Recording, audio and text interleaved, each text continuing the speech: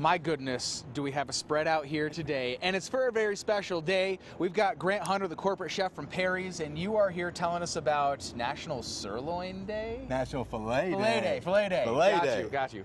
And I brought a couple other items as well. Well, here's the thing, is that is most certainly not a filet. It is the biggest one I've ever seen. That is Perry's signature pork chop. It's kind of what we're known for. Yeah. It's 7 fingers high. It's measured that way because that's how the butchers did it back in the day. So there's five, and then 2 more, right? 2 more. Yeah.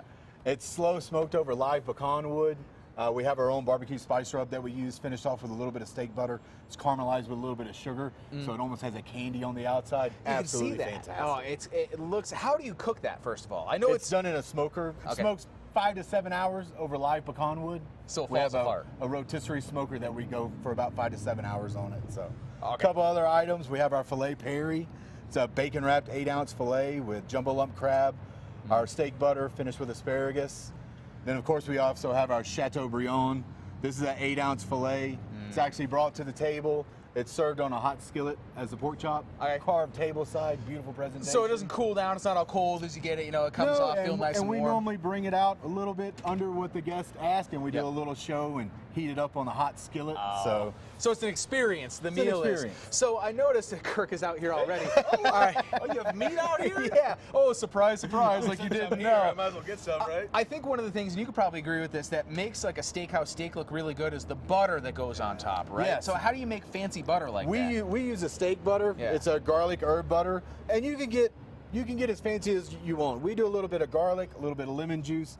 It's got some parsley, it's got some chives, a little bit of cayenne. But when you're at the house, just get creative.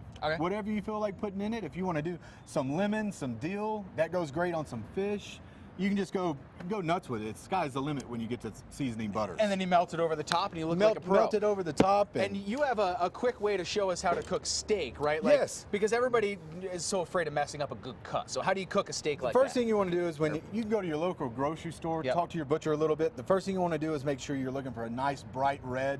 If it looks pale, it's probably not as fresh as you want it to be. And if you look, you'll see fine little marbling lines, the fat lines. We call them lightning bolts. The more, the better. And you said we got to wrap it up, but you put it on the grill. 2 minutes, 2 minutes. 2 minutes on 2 minutes.